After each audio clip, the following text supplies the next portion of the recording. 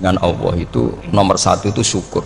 Syukur itu di atas takwa. Di Quran itu ada fattaqullaha la'allakum tashkurun. Jadi takwa itu supaya ke derajat syukur. Kalau Nabi membahasakan kalimat thayyibah yaitu la ilaha illallah Muhammadur Rasulullah, itu kalimat yang otoritas kebenarannya itu absolut, pasti benar bahwa alam raya niki gadah pangeran ingkang asmanipun Allah Subhanahu wa taala. Tapi pengamalan niku, pengamalan la ilaha illallah itu harus ditalkin, diajarkan oleh orang yang spesialis nih, orang yang benar-benar mempunyai maslak. Maslak itu cara sampai kepada Rasulullah Shallallahu Alaihi Wasallam.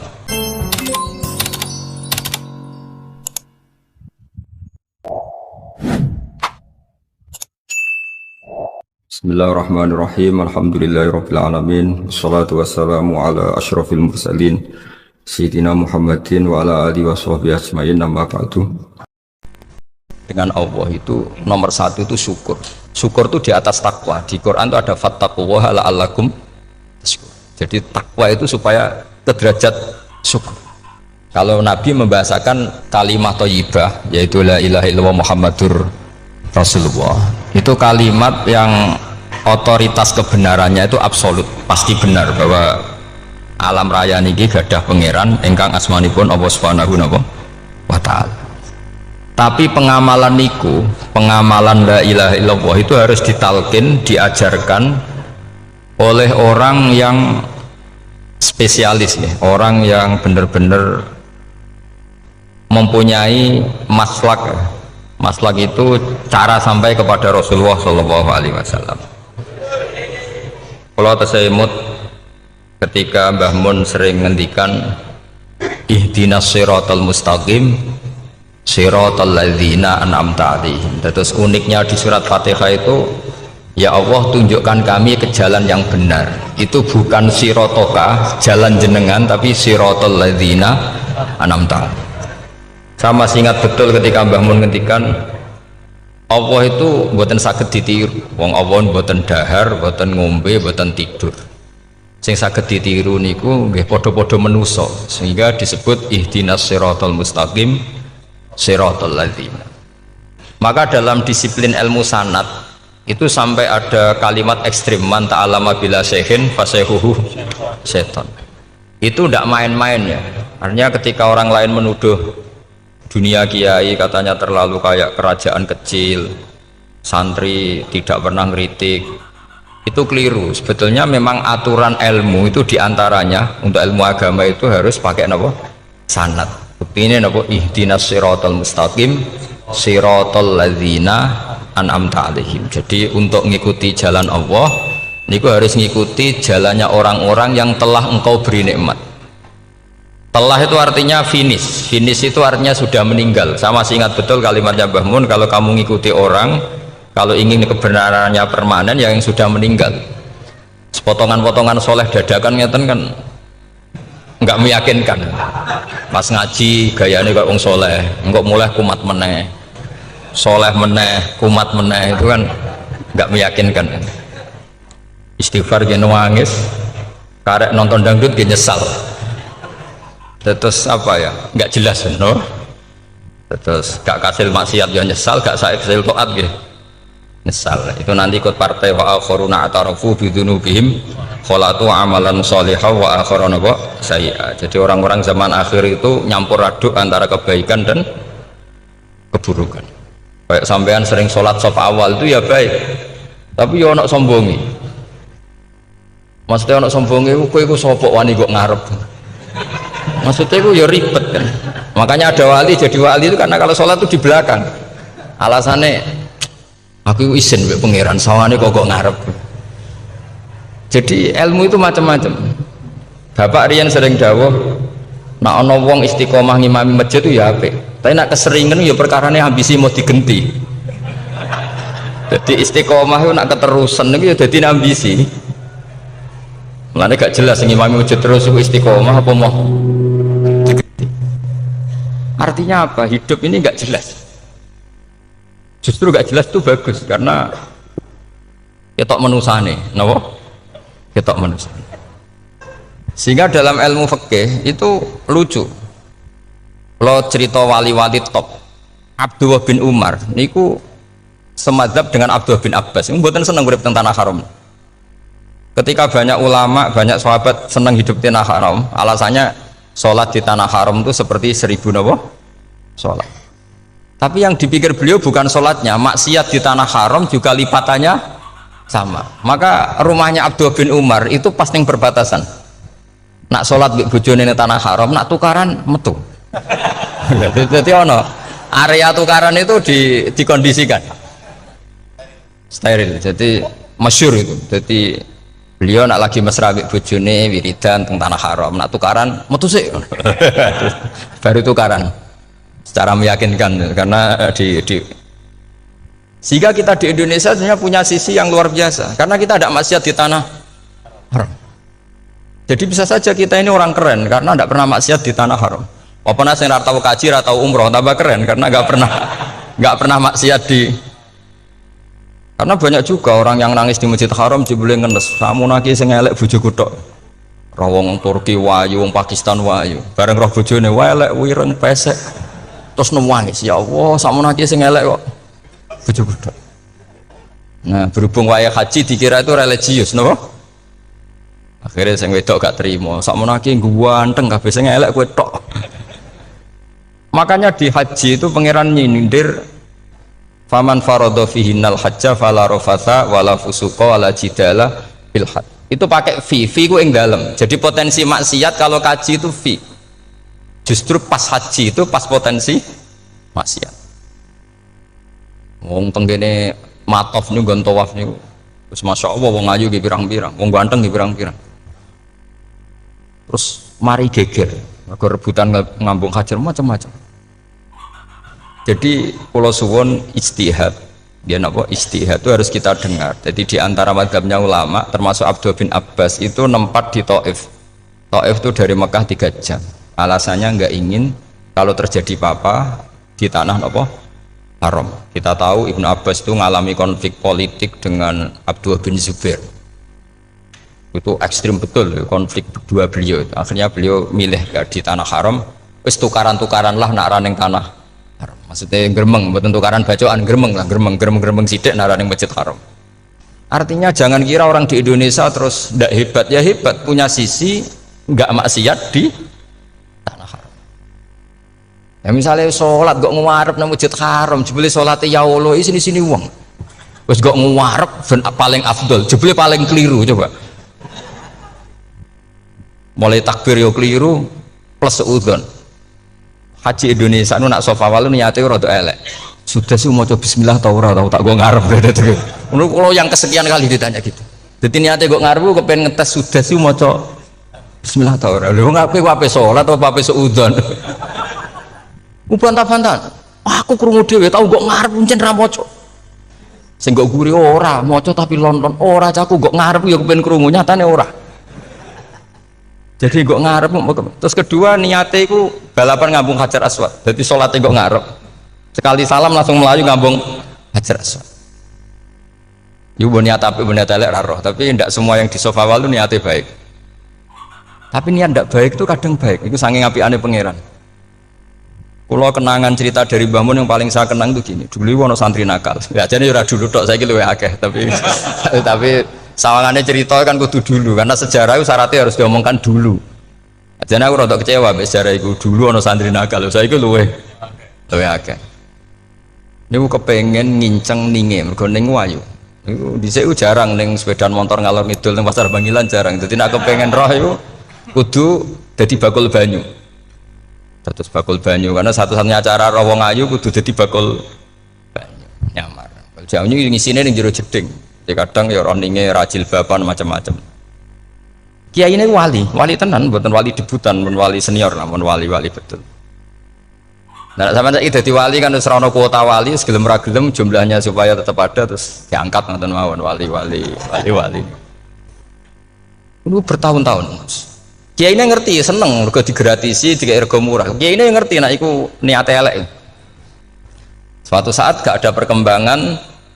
Santri ini mulai gremeng karena nggak direspon, diceluk bagi ini. pentok anakku. Nggih Yai. Kowe salat ning Masjid Haram saf awal 40 dina jamaah mbok saf awal. Nggih Yai. Kok bar tak rabekno anakku. Nggih. Seneng salat. Hari pertama ya demi dapat istri, hari kedua terus. Suwe-suwe ku ku nyaman. Betapa nikmatnya sujud, nikmati rukuk terus nyaman. Saking nyamannya itu berkebutuhan sholat di saf awal. Bukan karena cewek tadi. Barang hari ke-40 diparani mbek kiai ini. Aja mulai tak rabekno. Loh. Mboten saged, Mbah. Jare nek wis salat 40 dina tak rabek. Oh, mboten salat diterima untuk cawe tok. Mboten.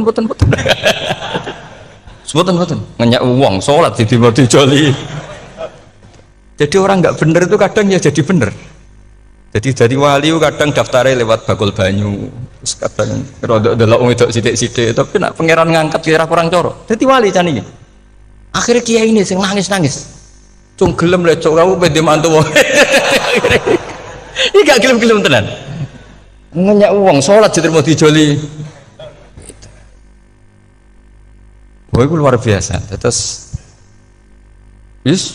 malah ini ngaji gitu, terus ngaji talqinul fikri bahwa pada akhirnya sing paling dhuwur teng hadhihi dar la ilaha illallah. Nah, saya punya cara untuk sampean supaya la ilaha illallahnya itu sah dan meyakinkan. Nah, cara hakim itu sah dan kitab yang sering dibaca Mbah Mun diantaranya untuk kalimat itu kitab Zadul Ma'ad. Iku nak nerangno la ilaha illallah niku luar biasa. Itu kitab kesayangannya Sayyid Abdul Al-Haddad. Beliau ngendikan di antara kitab kesukaan beliau selain Ihya itu kitab Zadul Ma'ad. Itu beliau kalau ngendikan bihadihi, ya maksudnya bihadil kalimah ussisatis samawati wal ardu. Jadi langit bumi dibikin. Jadi beliau mulai berpikir pertama gini, surga dibikin dengan segala kemewahannya itu bagi yang tasdek liman saddaqa bila ilaha illallah wa liman amana bila ilaha illallah. Neraka yang dibikin sebegitu ekstrim sampai anak wong dicemplung ngenteni 70 tahun lagi ceblok. Wah, itu serah kebayang carane gawe. Entakno bego kan itu. Jadi barang nak diceblok nang neraka itu ceblok edok ngisor ngenteni pinten? 70 tahun. Makanya kemungkinan keluar dari neraka itu kecil. Agak untuk syafaat itu kecil. Wong wis kira iso kebayang kan? Itu pun diciptakan untuk yang menolak. Jadi surga dibikinnya lihadil kalimah, neraka dibikin juga lihadil kalimah. Jadi hadil kalimah itu mizan, ini ukuran yang nerima masuk surga, yang menolak masuk neraka. Hisab juga gitu, ada hisab itu ya karena kalimat la ilaha illallah. Orang kafir itu nanti tidak dihisab. Nah cara Ibnul Qayyim ada saya nggih ngoten, ulaikal ladzina kafaru bi ayatina rabbihim wa liqaihi fahabitat a'maluhum fala nuqimu lahum yaumal qiyamati wasna. Ya lucu tuh, masuk Fir'aun dihisab kan sekarang rokok kan. Jadi hisab itu nanti itu yang nggak jelas-jelas. Makanya sama berhati-hati itu potensi dihisab. Jadi yang jelas itu ada hisab. Masuk kanjeng Nabi dihisab kan tidak mungkin. Nabi Ibrahim masuk dihisab. Fir'aun masuk karena yang jelas surganya tidak dihisab, yang jelas nerakanya juga nggak dihisab. Tapi nak sing pengajian yo teko, dangdutan yo teko lah ini yang ini yang itu. Ya itu hisab itu. Dulu biskop ya bayar, mlebu masjid ya bayar. Cuma ada biskop 10.000, nak ning masjid 2.000. Itu ya hisab itu nanti. Jadi orang kafir yang karuan kafirnya itu istilah Quran fala nuqimu lahum yaumal qiyamati wasna. Nah, artinya ada hisab juga tolak ukurnya la ilaha illallah. Terus wa bihadil kalimah bu isatir rasul. Karena kalimat ini rasul diutus untuk melatih la ilaha illallah. Jadi kalimat ini luar biasa. Tapi setelah jadi tahlil terus yang mau coba ngantuk terus jumlahnya kakean kan, terus akhirnya gak sakral. Akhirnya lewat di komentar suwi temen pemenang nak sing mimpin tahlil wong tuwek terkenal suwi lagi tahlil dipimpin mbah niki sing mburi mesti sambat wah suwi mesti. itu kriminal kita, itu kesalahan kita. Kalimat yang harusnya jadi tolok ukur surga neraka itu ukurannya kalimat itu, kemudian kita nganggap kalimat itu sebagai kalimat yang apa prop itu aja sampai ya. Makanya kalau suwon sing mimpin tahlil aja suwi-suwi lah. La ilaha illallah ping 3 hadir terus bar. Niku semua ijazatnya hanya 3 kali itu kok udah dipirang-pirang niku. Tapi nak la ilaha illallah tolong gak hadir ya tak baleni neh dadi 6. Kok gak hadir? Jebule ping 1000 pun ndak hadir lah, ini yang masalah. Terus kula waca ndak ini supaya sampean ngerti kalimat itu menjadi kualitasnya bagus ndak itu karena cara pandang. Itu tadi kalau sampean mikir surga dibikin semewah itu dengan fasilitas bidadari secantik itu, semuanya kelas A, itu ya bagi yang menerima la ilaha illallah. Neraka dibikin se ekstrim itu juga bagi yang nolak. Jadi ini kalimat pembeda, makanya kalimat tuh hakin alaiha nahya wa alaiha namu. Wabiha atau alaiha ijazah gini usumnya usum wabiha atau alaiha tren ini gini wa alaiha atau wabiha nu pas wa alaiha enggak yang di sini umumnya alaiha nahya wa alaiha namut wa alaiha atau wabiha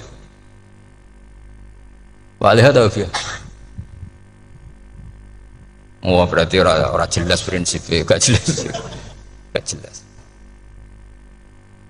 jadi kula suwun Mbah Mun sepuh-sepuh niku fi akhiri hayati nu sering maos talqinu dzikri karena memang beliau ingin di akhir hayatnya juga kita semua nanti di akhir hayatnya semuanya min ahli la ilaha illallah Muhammadur Rasul. Dan itu dimulai dari sesuatu yang sangat-sangat ilmiah, yaitu tadi dimulai kenapa surga dibikin untuk sing iman la ilaha illallah. Kenapa neraka dibikin? Untuk yang menolak la ilaha illallah. Kemudian Rasul diutus untuk melatih la ilaha illallah. Nanti ada azab ya karena menolak la ilaha illallah. Ada maghfirah karena yang terima la ilaha illallah. Makanya istighfar, kalau cara oleh istihad, niku istighfar itu setelah la ilaha illallah cara kalau oleh istihad. Di beberapa Indonesia itu thariqah punya istighfar dulu baru la ilaha illallah. Tapi banyak ulama yang berpendapat dibalik. La ilaha illallah dulu baru, karena istighfar itu didengar Allah itu setelah tauhidnya benar. Ini cara madzhabnya Abul Hasan apa? Asyadili, yaitu fa'lam annahu la ilaha illallah baru wastaghfir li dzambika ai li hadil kalimah. Karena orang bisa dimaafkan itu berdasar kalimat la ilaha illallah. Misalnya begini ya. Orang kafir itu kafir terus sampai 70 tahun. Sekali melafadzkan la ilaha illallah itu yughfar lahum ma qad salaf. Jadi kullil ladzina kafaru iyantahu yughfar lahum ma qad salaf. Artinya orang kafir itu belum pernah tahlil, belum pernah istighosahan, ya belum pernah istighfar, tapi sekali melafadzkan la ilaha illallah secara sah langsung yughfar lahum maqad salah. Berarti dulu mana la ilaha illallah sama istighfar untuk kepentingan dimaafkan Allah? La ilaha illallah cara madzhab Abul Hasan Asyadili, karena alasannya wong kafir sing kafir wae tanpa istighfar asal kalimat la ilaha illallah benar langsung yughfar lahum maqad salah. Jadi cara pikirannya Abul Hasan Asyadili itu la ilaha illallah yang benar dan kamu baru istighfar, nanti insya Allah pasti dimaafkan bihaqi la ilaha illallah. Jadi fa'lam annahu la ilaha illallah baru wastaghfir li dzambika bihadil kalimah, karena sahnya istighfar setelah kalimat ini sah. Itu orang kafir yang kafir berpuluh-puluh tahun itu langsung diberi bonus sama Allah yughfar lahum ma qad salah. Nah, ukuran iyan tahu pakai apa coba? Hei para wong kafir nak kowe mendo sangka kekafiran, ukurannya pakai apa? La ilaha illallah. Sekali la ilaha benar langsung yughfar lahum maqad salah. Makanya ketika ya Ja'far Shadiq, Sayyid Ja'far Shadiq beberapa lama arja ayatin fil Quran adalah qulil ladzina kafaru iyantaru yughfar lahum maqad salah. Ketika mane kan apik disiksa malaikat. Lah wong kafir 70 tahun Gusti. Mau la ilaha pisan langsung jenengan sepuro. Mosok kula imam tahlil boten jenengan sepuro. Tapi masalahnya nak malaikat, tapi kue golek wajib lah, kue semari perkara itu, semari masalah kan, bersora ikhlas itu malah masalah. Nasib gurih malah menang, tapi kalau ngoceh lelo ambek gremeng, mergo kesuwen. Karena kesuwen wong gremeng sing dosa sing tahlil apa sing gremeng? Sing tahlil ya melok dosa mergo kesuwen, sing gremeng dosa wong kalimat thayyibah kok di gremengi. Nah, terus sing ngundang yang melok dosa pisan ribet kan? Ya ora ono fikih ngono ya ora ono. Maksudnya kalau cerita daripada rawan dosa ya mendingan la ilaha illallah sing ora grem. Carane piye? Sing mimpin ya sing fasih sing cepet. Yen insyaallah. Oh teng desa kula anggere muni tahlil ben Gus bakso nang kabeh, mesti cepet. Jamin mesti cepet. Kula ya sering ngomong, aku cepet lah luwih mati sing suwi. Mergo suwi mari dosa gremeng ya perkara. Lah kiai-kiai kan do sungkan mek kula. Nah tengah adat masyarakat kan nggak sampai Gus sampai anak kiai kan sungkan tadi kiai-kiai sing tua-tua akhirnya melok cepet. Dan ini harus diilmoni. Saya ulang lagi ya. Sebetulnya dalam Thariqah Syadziliyah itu la ilaha illallah dulu baru istighfar. Alasannya apa? Sihhatul istighfar itu ba'da sihhati la ilaha illallah. Jadi dia bawa nggih qulil ladzina kafaru iyantahu yughfar lahum ma qad salaf. Saiki intiha anil kufri, berhenti kekafiran dengan kalimat apa? La ilaha illallah. Itu langsung yughfar lahum ma qad salaf. Dan Allah ngendikan fa'alam annahu la ilaha illallah baru wastaghfir lidzam. Ai bihadil kalim. Artinya gini, bisa saja istighfar kita itu tidak didengar Allah karena tauhid kita tidak pernah benar. Mau ngelafat notok tapi tauhidnya tidak benar. Maka terus dibutuhkan latihan-latihan dari ahlul ilmi, misalnya kayak Imam Sanusi, kayak Imam Asy'ari, itu pelatihan-pelatihan la ilaha illallah dengan pemaknaan yang luar biasa. Misalnya begini, ambil saja la ilaha illallah itu dengan makna seperti ini. Tidak ada sesuatu yang maujud kecuali disebabkan oleh yang super maujud. Alam raya ini, langit bumi ini kadung berstatus maujud. Kan nggak mungkin yang maujud diciptakan yang tiada. Nak ngono mau hadhil maujudat khalaqaha wajibul wujud. Lah wajibul wujud ini yang bernama Allah Subhanahu wa ta'ala. Maka kualitas Anda iman tuh lebih tinggi. Selama ini kan enggak. Orang no pangeran kecuali Allah. Terus Allah itu yang siapa? Ya Allah yang siapa itu harus kamu berani mensifati. Allah belum pernah menceritakan dirinya di Quran kecuali beliau dia mensifati zatnya. Saya adalah sing khalaqas samawati wal ardha misalnya. Saya adalah zat yang begini. Karena itu dengan cara itu bisa dikenali. Ya, dengan cara itu bisa dikenali. Makanya Allah itu harus kita kenali, yaitu lewat ma'rifatullah. Ibadah tertinggi adalah ma'rifatullah. Ya caranya ma'rifat tadi dimulai. Gak mungkin alam raya ini kemudian diciptakan oleh al-adam, sesuatu yang tidak ada. Pasti yang namanya maujudat diciptakan yang maujud. Karena maujud ini maujud pencipta harus super. Lah super itu bahasa Arabnya wajibul wujud. Karena pencipta harus awal.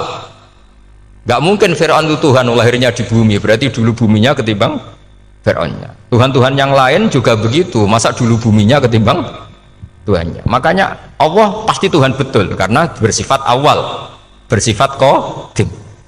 Nah kalau kamu mulai latihan gitu, iman kamu itu bil bayyinah. Dan syaratnya iman yang benar adalah bil bayyinah.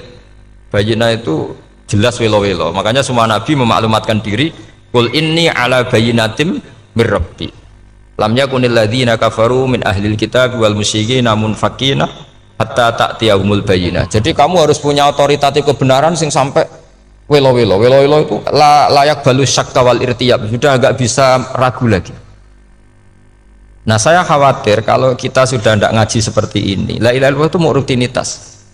Pemenang nak kasiat ribet mana kan? Nak diwaca 1000 kasiat ini, nak diwaca 2000 kasiat, wah itu ngawur lagi. Saya itu kemarin ketemu banyak orang pintar lah di Jogja. Itu saya cerita, mereka tanya saya, Gus kenapa engkau jarang berdoa? Saya bilang saya itu sering berdoa, cuma mungkin Anda tidak tahu kata saya. Doa itu syaratnya harus setelah sihhatil iman, imannya itu benar. Dulu ketika Gerwani itu kampanye komunis itu gitu, anak-anak kecil disuruh memejamkan mata, ayo kamu minta permen sama Tuhan. Ternyata nggak dapat permen, suruh memejamkan mata lagi, coba minta sama bu guru, terus dikasih apa? Permen. Oh berarti yang ada bu guru bukan Tuhan. Artinya apa? Kalau umat Islam ini Islam ini kamu jual dengan doa, kemudian doa dipakai tolok ukur Islam bener apa enggak, habis kamu. Banyak orang ingin jadi Kapolri, jadi gubernur, jadi apa, ngundang orang-orang kondungo. Terus nyangoni akeh gak mandi, mesti dihujat deh. Dan sing donga yang ngerti nak ramandi, potongan wong seneng duit itu kan insya Allah ramandi lah kan kira-kira gitu. Jadi korbannya itu Islam kalau terus menerus doa yang dipakai apa? Transaksi. Maka doa itu nomor 2 atau 3, nomor 1 itu ya iman tadi, ma'rifatullah itu nomor 1. Bukan doa, karena kalau doa dijadikan nomor 1 takutnya itu dipakai ukuran. Makanya ketika orang kafir minta sama Nabi, minta itu ya bahasa Arabnya doa. Untuk mengubah Mekah jadi begini, untuk mengubah Mekah jadi makmur, jadi ada sungainya, roh. Nabi gak mau. Padahal Nabi kalau doa pasti mustajab apa enggak? Tapi andikan itu diturutin, maka ukuran iman selalu pakai doa. Dan itu bahaya jangka panjang, karena Nabi pirsa pengganti beliau-beliau kamu-kamu yang nanti doanya tidak mandi, itu bahaya, itu tidak prospek cara hitung-hitungan. Iya nak zaman Nabi donga mesti mati. Nak ketika era sampean dia nak kiai tenan Pak, kalau donga ana sugih, nak ora sugih kira kiai kan ribet. Mungkin dhewe kiai ora sugih kan ribet kan. Maka kita sebagai ulama itu punya hitung-hitungan.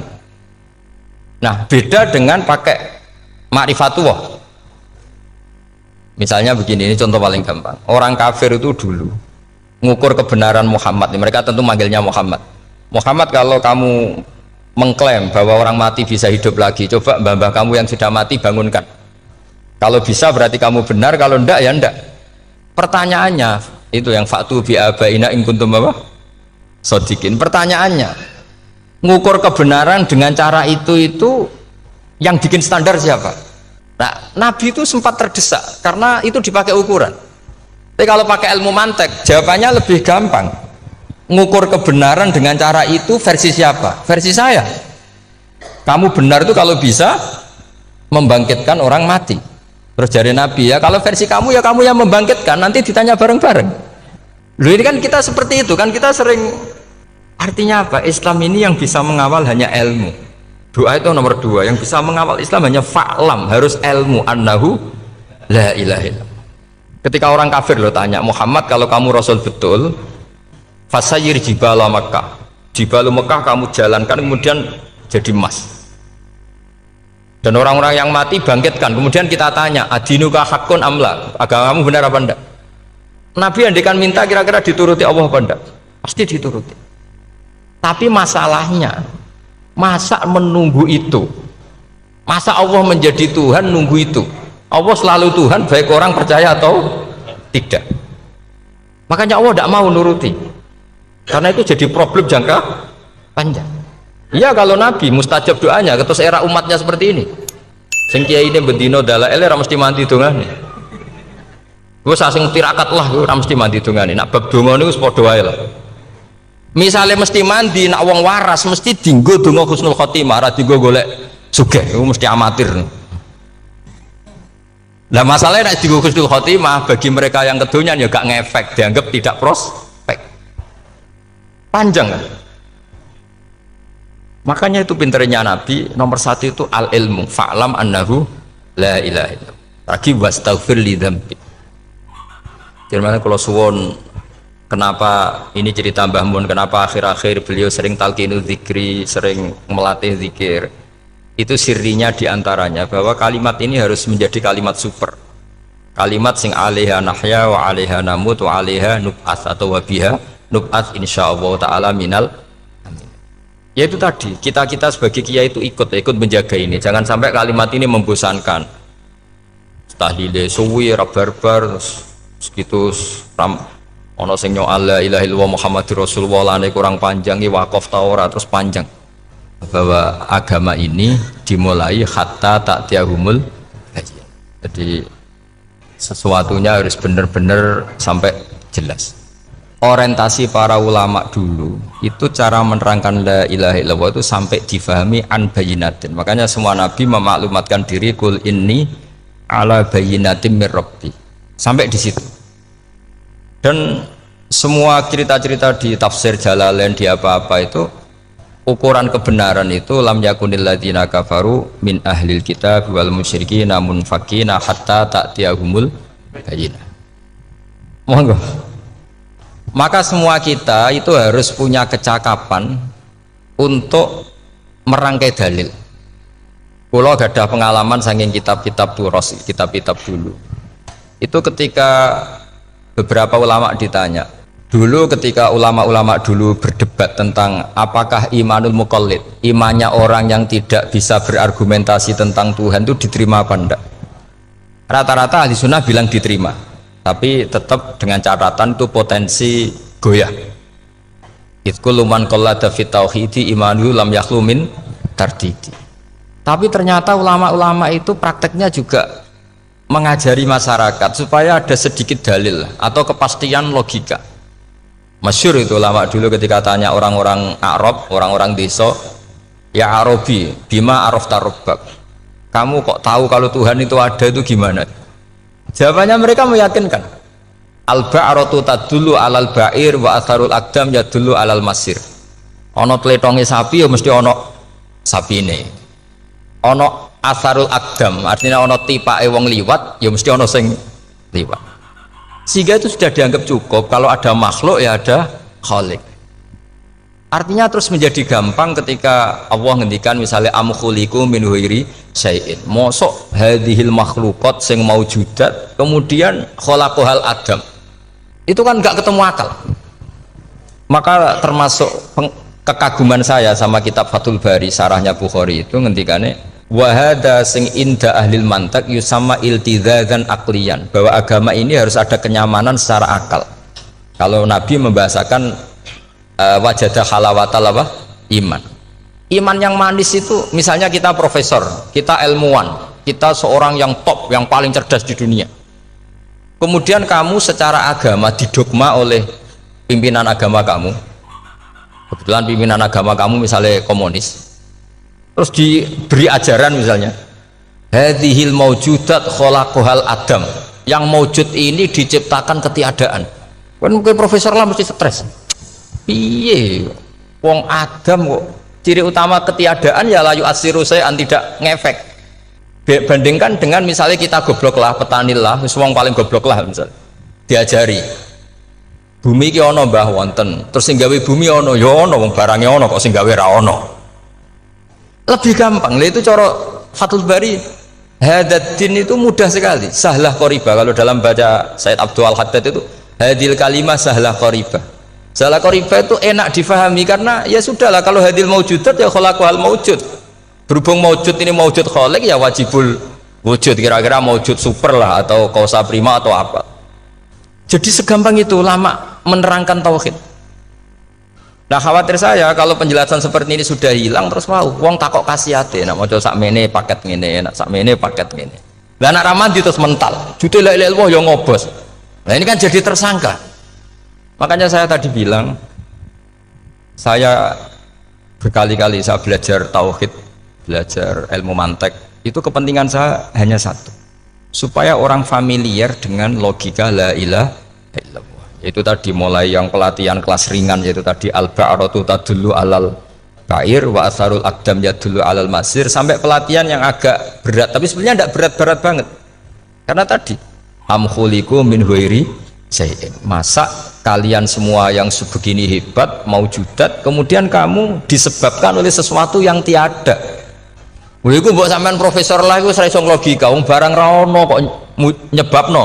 Al-aqdam ya dulu alal masir. Jadi ono teledong ya mesti ono sapine.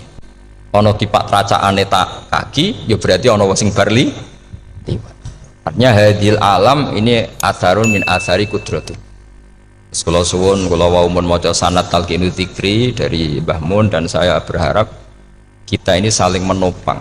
Makanya saya Gus Yofur itu sering belajar mantek sampai belajar usul fikih, karena nggak bisa kita tanpa ditopang ilmu-ilmu seperti itu, nggak bisa, karena banyak khurafat, banyak syubhat. Termasuk penumpang paling gampang adalah Anda berislam secara senang, secara ceria.